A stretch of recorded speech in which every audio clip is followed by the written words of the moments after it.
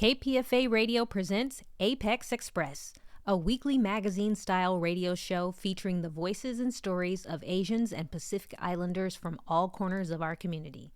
The show is produced by a collective of media makers, DJs, and activists. Please enjoy this episode of Apex Express that previously aired live on KPFA Radio. Apex Express, Asian Pacific expression. Community and cultural coverage. Music and calendar. New visions and voices. Coming to you with an Asian Pacific Islander point of view. It's time to get on board the Apex Express. Good evening. You're tuned in to Apex Express. We're bringing you an Asian American Pacific Islander view from the Bay and around the world. I'm your host tonight. This is Miko Lee, and you get the pleasure of hearing about the amazing Edge on the Square's second annual Contemporary Art Festival. I speak with the curator, Candice Huey, along with some of the powerhouse artists that are behind the interactive events that are happening as part of this festival in San Francisco, Chinatown on September 30th. Also, I'm going to be there from 7:30 to 8:30 leading a panel discussion all about the intersections between arts and politics and ways that we can think about how to reimagine the edges of social justice and equity. We hope that you'll join us and listen tonight to this episode with some artists talking about how we can all be change makers, shake things up, enjoy some art, and go out in the Chinatown community in San Francisco. So enjoy the episode. Welcome, Candice Huey, to Apex Express. Thank you, Miko. So excited to be back here with you again. We are here to talk about Edge on the Square's second annual Contemporary Art Festival. I loved last year's Neon Was Never Brighter. First, just start by telling us about Edge on the Square. Thank you, Miko. So Edge on the Square is a new arts and cultural hub located in the heart of San Francisco, Chinatown. It is a project by CMAC, and it is a place-based cultural hub that celebrates, explores, and supports leading and pioneering creative expressions at the intersection of community, art, and multiracial democracy. Ooh, that's so many things and so many important things in this time of turmoil that we're living in. Last year's Neon Was Never Brighter was so fun, so much interactive art. Tell us about the theme for this year and how you came up with it. Thank you. So this year, we're excited to be back. It's going to be Saturday, September 30th from 5 p.m. to 10 p.m. We were really excited to gather some amazing local and international API artists. We worked this year with esteemed curators, PJ Policarpio, Irina Alejo, and Sarah Weston Chang to help inform the vision of the theme, which is Under the Same Sun, Reimagining the Edges of Chinatown. Ooh, I love that title. I have been talking with some of the artists, which we're going to hear from soon, about how they take that theme and what does it mean to them. Can you tell us what it means for you to have this theme of Under the Same Sun? And what are the edges of Chinatown? What does this theme mean? Sure. Happy to share about the theme of the festival, Under the Same Sun, Reimagining the Edges of Chinatown, for this year's Contemporary Art Festival. While this year's festival is really focused on the unity and solidarity of the API communities coming together during this tough time ongoing, we're still grappling with the after effects of the pandemic, and we're still in the pandemic, and we're still facing a lot of adversity from the ongoing anti-Asian rhetoric. And compounded with this past year's moments of, tragic tragedies in the Supreme Court, with overturning of Roe versus Wade, affirmative action, and other discriminatory policies, not only affecting API communities, but other underserved communities of color. We felt that it was still really important to focus on unity, on solidarity, and coming together, but also thinking about how could we reimagine and redefine both boundaries and borders, real and imagined, that exist not only in Chinatown, but beyond, between different communities of color, and coming together and commenting on the fact that the critical work for social justice and equity is continuous and ongoing.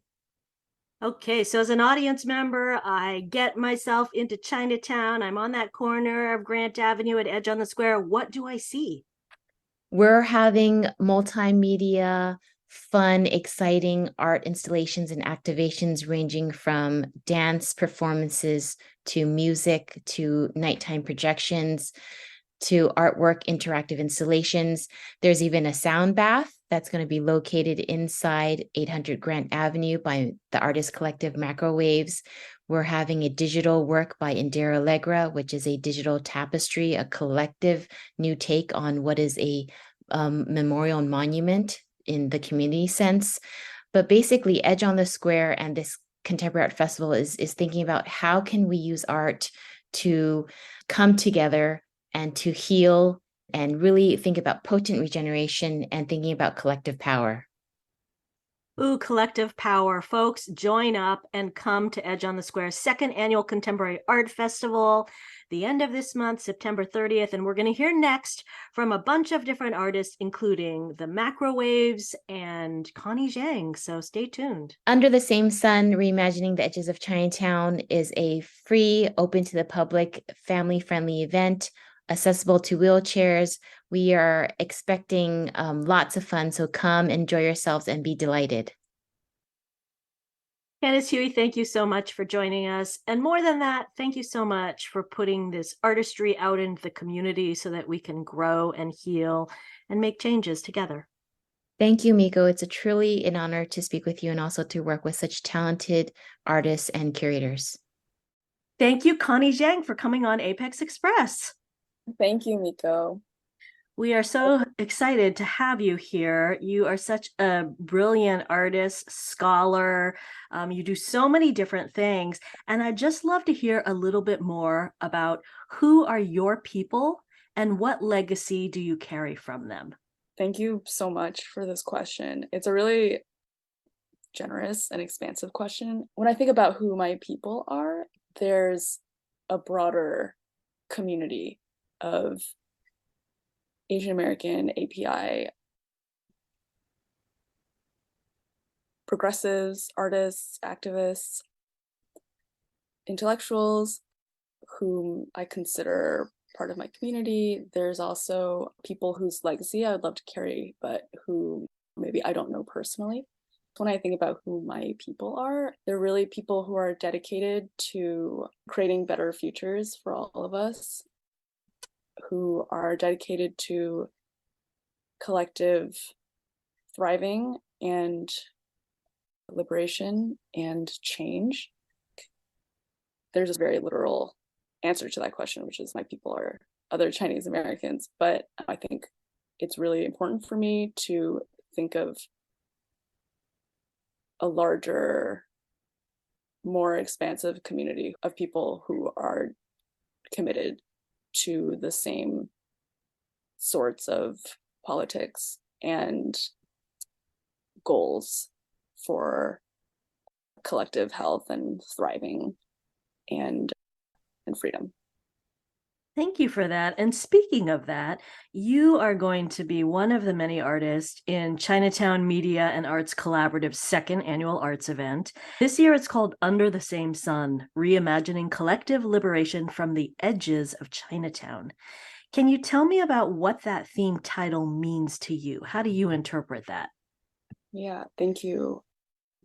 So the first time the curators shared the framework of Under the Same Sun for me, I was really excited about this idea of collective thriving and growing, because we are literally all under the same sun. Maybe it shines differently for different people, or we all respond to it differently. This is a cheesy answer, but we are all actually on the same planet and we're all responsible. That responsibility is distributed somewhat differently because of how different people use the resources and steward the land differently, but we are all responsible one way or another for our collective future. For me, Under the Same Sun speaks to questions of responsibility.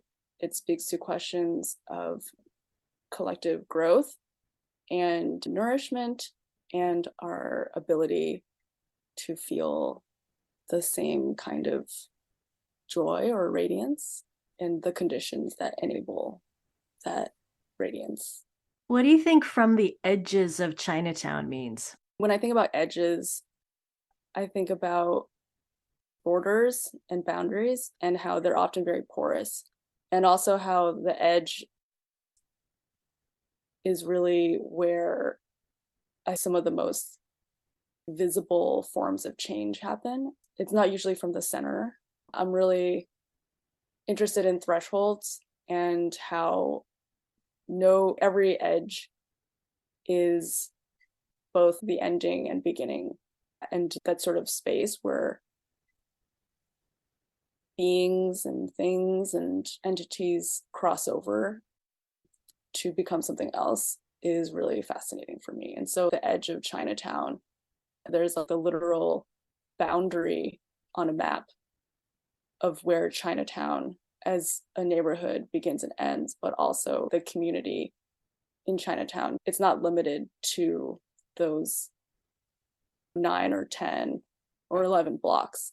It's much bigger than that. It's much more expansive and diffuse than that. I think that slippage between where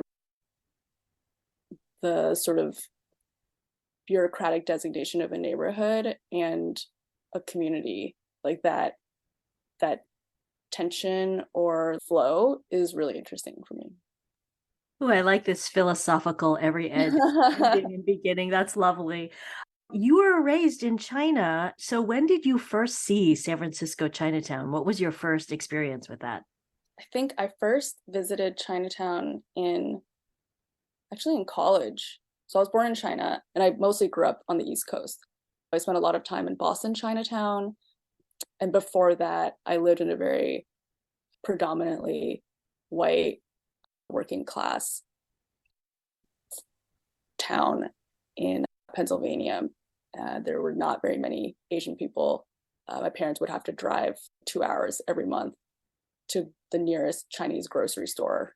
Growing up for me, Boston Chinatown was like a revelation, and coming to San Francisco for the first time and going to Chinatown was like a shock. It was incredible walking through the neighborhoods or walking past the small vendors. The stalls reminded me of being in Asia, and it was really magical. I didn't know that existed outside of Asia. The more that I learned about San Francisco Chinatown, its history, why the architecture is the way that it is, and how it was really like a safe haven for a lot of people, specifically during Chinese exclusion. It's a place that is filled with so much significance and meaning, and it's really special to have been able to do work there over the past year and to continue doing work there. You've done a number of site-specific interactive projects. Can you tell us about the one that you will be doing as a part of the upcoming Under the Same Sun? I will be making a modular outdoor garden installation called 9 Suns, and it's in reference to the Chinese myth of Hou Yi and the 10 sons. In this story, there were once 10 sons. In the days when gods roamed the earth, the 10 sons would usually cross the sky one by one. One day, all 10 of the sun appeared in the sky at once and started burning the earth. This archer shot down 9 of the suns and left just the one that we have today. I'm really interested in trying to imagine a more gentle transformation of the 9 sons who fell from the sky. In the standard myth, the archer is like the hero. But I've read like a number of sort of accounts that reference this myth that nuance the story a little bit by mentioning how like cruel and unkind this archer is, especially since his wife is Chang'e, the moon goddess who literally escaped from him. I was really interested in reframing this myth and not having the emphasis be on this male archer who shoots down these 9 sons who maybe were just hanging out together.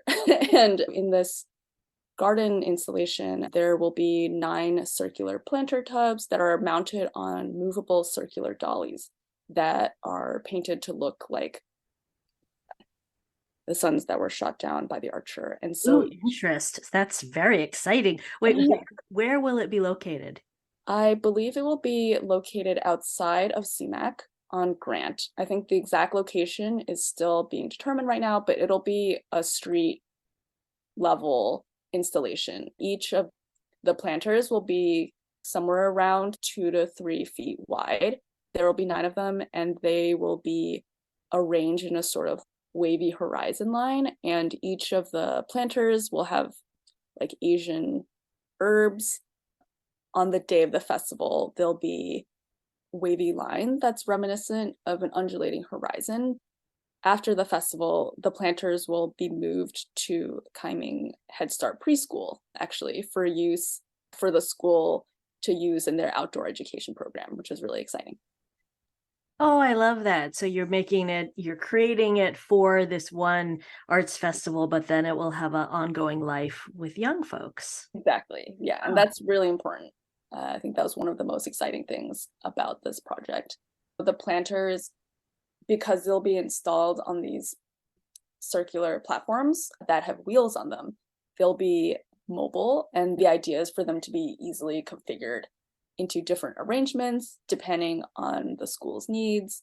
That feature was really exciting to me because it's inspired by the reality of very tight space in Chinatown and also in the interconnectedness of the community. I was like really inspired by and struck by how so many residents of Chinatown are really mobile, tracing numerous orbits a day as they go to school, go to work, run errands, see friends and family, and just build these very rich lives with lots of nodes of connection. The sort of activity is really important for me to think about here. I wanted these planters to be mobile, to be easily configured and modular, and also to have a life outside of this one-day event. So what is the walkaway message that you want your audience after coming to see this event that's a reimagining of this folktale that many of us grew up with? What do you want people to know or to think about when they walk away from your exhibit? It's really exciting for me when a project that I'm working on opens up different angles of thinking about a story that we've inherited. What happens to the fallen sons in this story is something that was really interesting for me and that I hope is interesting for others. The reimagining of these 9 fallen sons as gardens is a really lovely thought for me. I was really excited about the idea of each of these suns, after they've been shot down from the sky, going off and nurturing their own earth. After they've fallen out of the sky, they like maybe roam through the solar system and or the nebula, and they're just out there roaming around the universe. Yeah, but then they find this maybe like a barren rock, and then they nurture it into life. They start their own solar system. And so I think this idea of rejected things creating new life or being the basis of a new ecosystem is something that's always been fascinating to me. And I hope that the installation might encourage others to think about that as well. The idea of things that are fallen or thrown away or considered useless, as these 9 sons were, things that were considered useless, actually being like the source of new life. A rebirth from the phoenix, they rebirth. Yeah, totally. I love about that. Fun. You do so many different types of mediums. You do film and drawing and writing, food events, maps and plants. We were chatting earlier about mooncake design and filmmaking, all these different mediums that you utilize. Can you talk a little bit about how the different mediums impact the issue that you're exploring? Are you drawn to film because of this issue, or does it just come into you organically? I do like to come to materials organically. I think there's like a lot of unconscious intelligence that we have. If I have an idea for something, usually I'll try to sit on it for a while before I actually make the thing. There's some projects where the form and the material manifest themselves very quickly, and early on. Sometimes it's just very obvious. For example, I recently finished the 9-foot long map of Asian farm worker history in California. And I started making it while I was an artist in residence at the 41 Ross space on Ross Alley. When I first started thinking about how to create this archive of Asian farm worker history in California, the map form was very obvious to me. I was like, oh, it definitely has to be a map. That was a project where I knew exactly what it would be once the sort of like germ of the idea like bloomed in my brain. Oh, I look forward to seeing that work. Is that up still? Yeah. It's up at the Berkeley Art Center right now, and it will be going to the Yerba Buena Center for the Arts for the Bay Area Now triennial in September. That show opens in October. Oh, great. So folks can have access to your work in multiple ways. I noticed in a lot of your work is addressing environmental awareness and climate change. Have you always woven your politics into your artistry? Certainly not. I think figuring out how to weave my politics into my creative work has been an ongoing process with a lot of trial and error. Not all of my work displays my politics so visibly. I feel like a lot of my creative practice is really just like a series of experiments to figure out what my creative language is. My earliest work was very personal. And as I started to have more of an audience for my work, I was trying to figure out what kind of dialogue I wanted to have with people. My first short film was very angry, like film essay that was focused on how racialized and classed a lot of American mainstream media rhetoric about pollution is.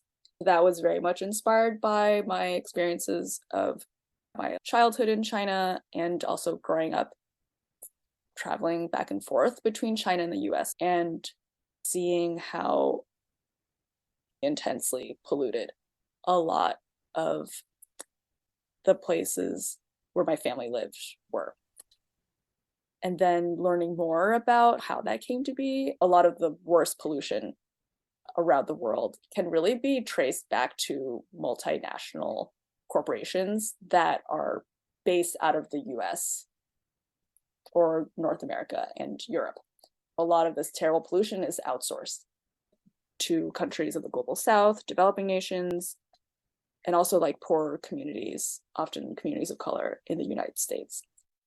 And the more I learned about this, the more sort of furious I got about it. My first film essay was this like extremely finger pointing piece. And the reception for it was really interesting for me. I noticed that the people who responded to it most tended to be like other Asian diasporic people or Asian Americans. I received a lot of feedback from that it was didactic. At first, that made me really angry to hear that it was didactic, mostly from white viewers. And then I think that changed, or it then got me thinking about like, what kind of conversation do I want to have? How do I want people to respond to a work? I don't necessarily mean, is that going to piss them off or not? I realized that it felt uninviting for people. And it felt uninviting for the exact people I wanted to have that conversation with. I wouldn't say it like I've completely changed the way that I work. My writing tends to be much more pointed. And my visual work, I try to move through a spectrum of different strategies and ways of weaving my politics into the creative work. Sometimes with certain projects, I want to be more inviting and to plant the seeds of that politics in people. And sometimes it's more like an open conversation. And sometimes it's a little more direct. Several years, I've really been experimenting with different strategies and approaches to bring my politics into the work, and also to try to make it, depending on the context, as inviting as possible without hiding what my politics are. Thank you for that. What are you interested in exploring at this Under the Same Sun event? Will you have a chance to walk around and see some of the other artwork, or are you staying with your exhibit? I hope I'll be able to walk around and see other artwork. And what is it for yourself? How would you like to walk away from the festival? I would love to have conversations with people about what the festival means to them and what questions it's opening for them, and how they see the installation, what inspires in them, what questions it opens for them. I'm really humbled when people bring any real presence to my work, and it's not something I take for granted. I think really just engaging thoughtfully with a creative work that you see it requires an act of like generosity. I would just be very excited to have conversations with people about it. Well, Connie Zhang, thank you for spending so much time with me. I appreciate you. Look forward to seeing your artwork. Thank you. Yeah, this has been really lovely, and thank you for your time and your attention. This is Miko Lee, and you're listening to Apex Express, and we'll be right back after this short message from KPFA. KPFA Radio is a community-powered, listener-supported radio station based in Berkeley, California. We are able to bring you this content through donations and support from our listeners. Please consider supporting KPFA through a donation by visiting www.kpfa.org/donate. And now let's get back to the program. Welcome back to Apex Express. Welcome to Apex Express Macro Waves. I'm so excited to talk with you all. You are a locally based creative collective, and you create interactive pieces that are around conceptual art, new media, and design. Welcome Robin Bird David, Dominic Cheng, and Jeffrey Yip to Apex Express. Thanks for having us. Glad to be here. Can I just start with each of you, because we have three different important voices. Can I start with each of you telling me who you are, who are your people, and what legacy do you carry from them? My name is Robin Bird David. I go by she, they, and that's a big question. I don't think we've ever been asked that question. I think it's an important one.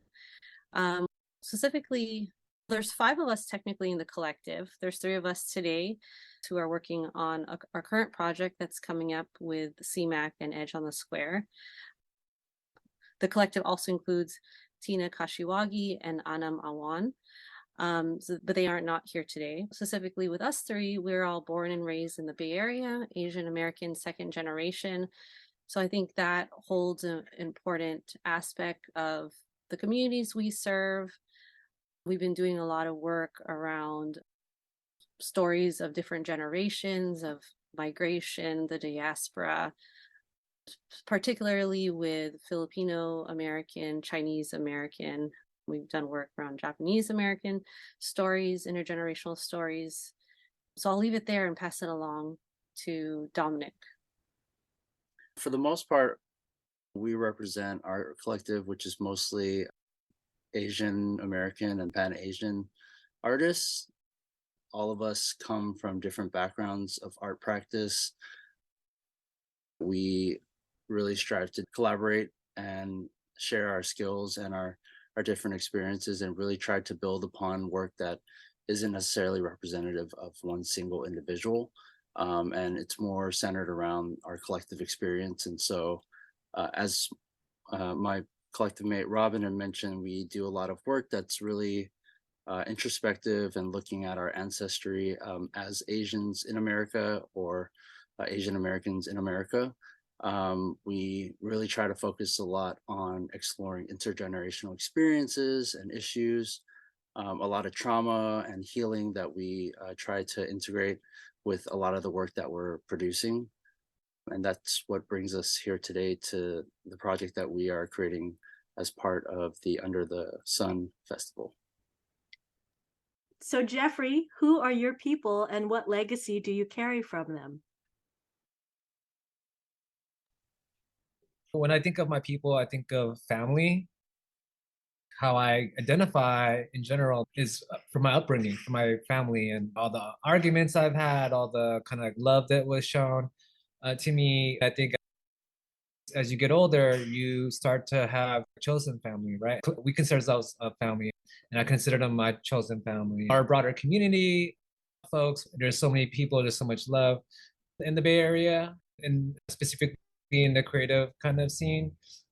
Our legacy is we all have something to share in this world, right? As a collective, we've learned that we all bring something special to the table, and we highlight our kind of like strengths, and we do we can to help each other. As a collective, we also do that in the broader kind of communities. It's like we have something to share.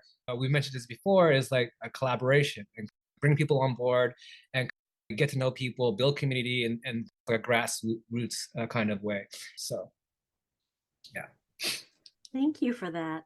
The reason why Macrowaves got together in the first place was because we were really craving a place for people of color, queer folks to come together to have a safe space to create artwork together that was really removed from the competitive nature that is often in art spaces. As we know, like art within capitalism and within the society, it builds this structure of you're competing for grants, you're for residencies. The people that we want to serve and the people that we build with are other artists, queer, people of color artists, to really create a space where we can build and share resources and skills to create work together rather than to be competing. So that's something that we emphasize in our work. I think the Bay Area holds a special place as a place where a lot of revolution has happened, a lot of community building has happened in the Bay Area for people of color, for marginalized communities. I think that is a legacy we hope to carry as we continue to do this collective work. That's so great. Can you talk a little bit more about how you came to be, how your collective came into fruition? Yeah, that's a good question. Jeffrey and I attended San Francisco State together, and we met in a cybernetics new media art class. We were craving a space that wasn't so white focus and wasn't so white wall focus. My background is in painting, and Jeff was in the program for new media. We felt that there was this divide of either like the fine arts world, which was a very like white wall space, and there was the art and technology spaces, which also felt white. There was just a specific type of artists and community that came along with both those spaces. And us being people of color, Asian, and growing up in the Bay Area, I felt like I didn't necessarily belong in those spaces at the time. We decided, why don't we do our own thing? So we started doing these one-day events, art experiences, parties, where we would do like installations and have like DJs and performers and chefs come, and we would do this whole experience where like different senses were activated. That's how we started, and it just formed naturally. So it started out, Robin, you and Jeffrey, and then you've grown to add more people? Yes, we started in the ideating phases, and then we brought in other folks like Dominic to come help and create these one-day experiences. And from there, the folks who were collaborating with us, we naturally formed into a collective. Does each artist play a specific role? How do you interact with each other? I think one of the things that we've felt really special about being in a collective is that we bring different strengths, but it doesn't necessarily dictate like what we can and cannot do in the collective. There's a lot of responsibilities with a lot of the organization, a lot of the finances, but then there's also the responsibility of developing concepts and like refining what approach we want to take towards making an installation or an experience. I think organically we have developed concepts for our projects collectively. Some folks tend to take lead on some ideas and others follow and provide support, which is always, I think, something that has been really uplifting for us, is to not really think about it from like an individualized perspective where one singular artist needs to do every single thing on their own. That really opened up a lot of opportunities for us as creatives and artists to think beyond what we individually can create, and really honing in on the resources and the creative like experiences and techniques that other folks bring to the table. So Macrowave's focus is around future ancestry, intergenerational experiences, and collective healing. How does this relate to the Under the Same Sun Reimagining Collective Liberation from the Edges of Chinatown, which is the theme of this year's second annual festival? We have been a collective since 2015. A lot of the work that we have been doing has been centered around storytelling and exploring our ancestry through a lot of experiences that we've encountered between us and our parents, or us and our grandparents, or us and folks that are probably not an ancestor quite just yet. We have always been fascinated in utilizing that area as like a point of adventure, as a place for us to explore ideas outside of conventional storytelling. We have been creating works specifically looking at how trauma has been passed along through cultures of just brushing things under the rug, or how those types of experiences can really build up like a hard shell for folks to really break through and to heal. We've also been doing work that has been exploring some of the experiences that we all share, like today, especially through the pandemic. How does the theme of Under the Same Sun make you feel, and what does it inspire in you all as a collective? So Macrowaves coming together in the first place is really reimagining art practice, like collective work, and in this case, collective care, which is what our project focuses on. We're really interested in including other communities in our work. We did a project called Alternate Realm in SF Chinatown, where we interviewed shop owners during the pandemic when a lot of the restaurants and businesses were closed down and were only doing takeout. And so we saw an area where we could utilize our work to help small businesses out. And so we interviewed these business owners about their experiences around altars and specifically Qingming.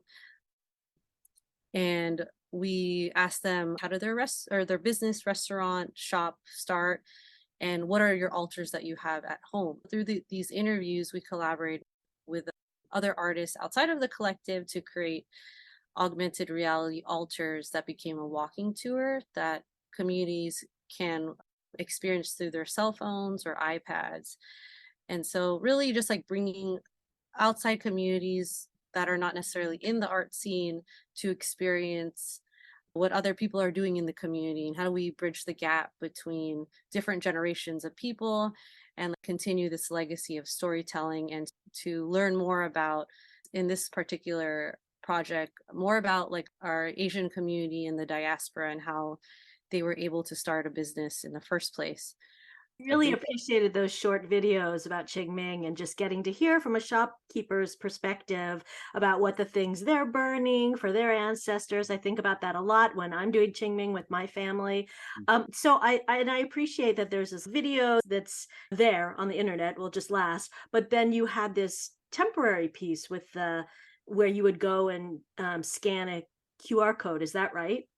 Yeah, part of that project really involved us really capturing the stories of these local businesses who were not just only struggling financially and economically to survive, but they were also like experiencing heightened like violence in their communities and xenophobia. And this was like during a time where we felt that it was important for us to open up this project as a platform for other creatives, other artists who identify as Asians, to create a digital offering, like a digital art altar offering to each business in response to the stories that they were hearing. Jeffrey, can you talk about the piece that you're going to be showing at the exhibit coming up for Under the Same Sun? Yeah, it's a huge project, and we've been conceptualizing for about like 2 years now. It's actually a culmination of a lot of the work that we have been doing. In 2000, I think 17 or 16, we started creating like healing spaces. One of which was like Contextual Voyager, which showed at Soma Arts. It was this and there was like healing feedback sensors attached to it. There was like one that could read your brain, the brain wave reader, and one was a heart wave reader. We're inviting folks to meditate inside this dome. And when they were at a calmer state, then the visuals would be more meditative and to encourage meditation. We've created a number of these kind of like healing spaces and exhibitions. Collective Futures is the one that we're going to be showing at this festival this year.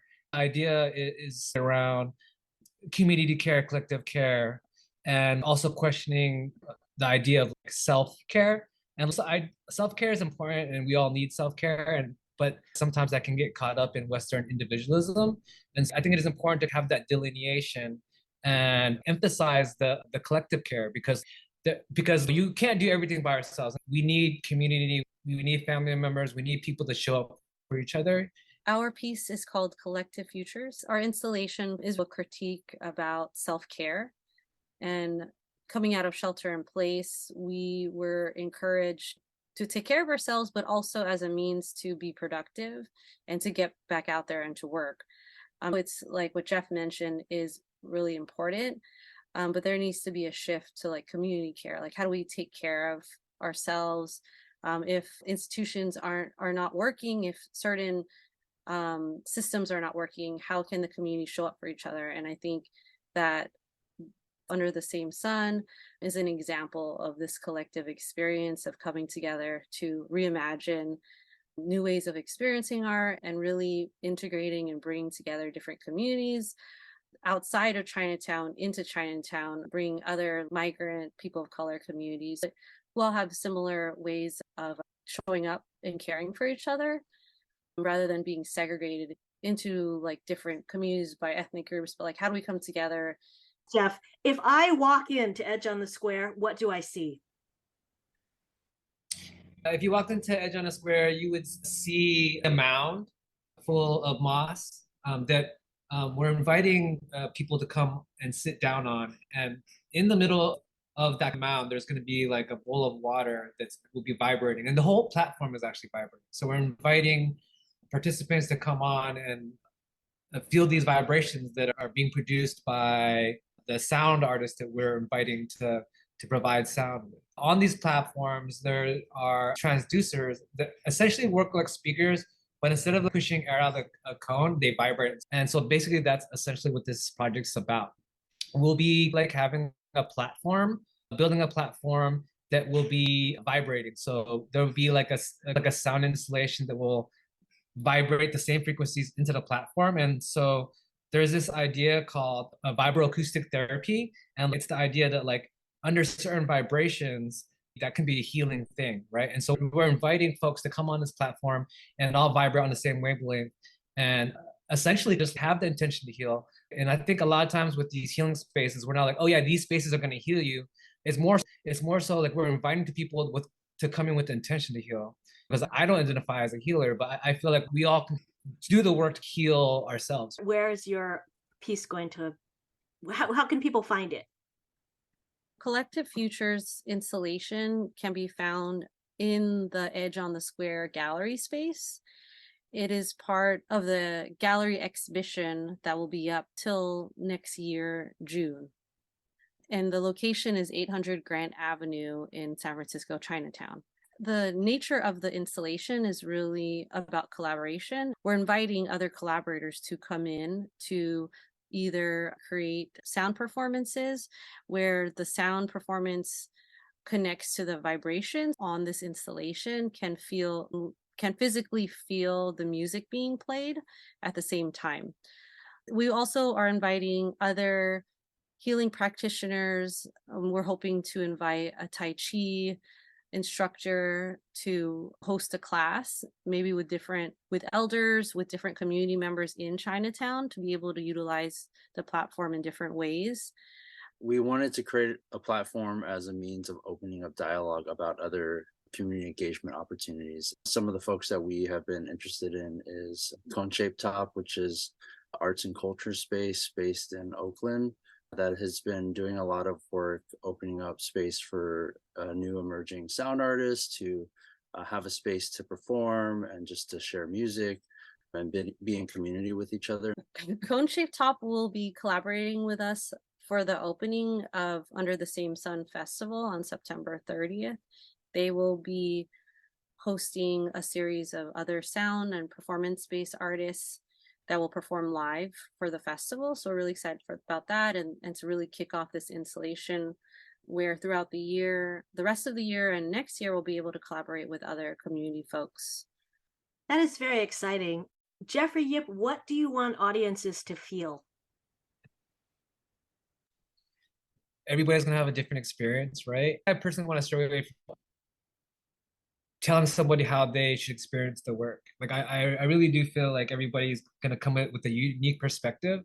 The way that they'll experience it will be unique to themselves. Because for me, part of the art, right, is the experience within the individual, and that's what they're bringing to the table. It's almost a collaboration with the participants as well, because they bring their unique experience to it.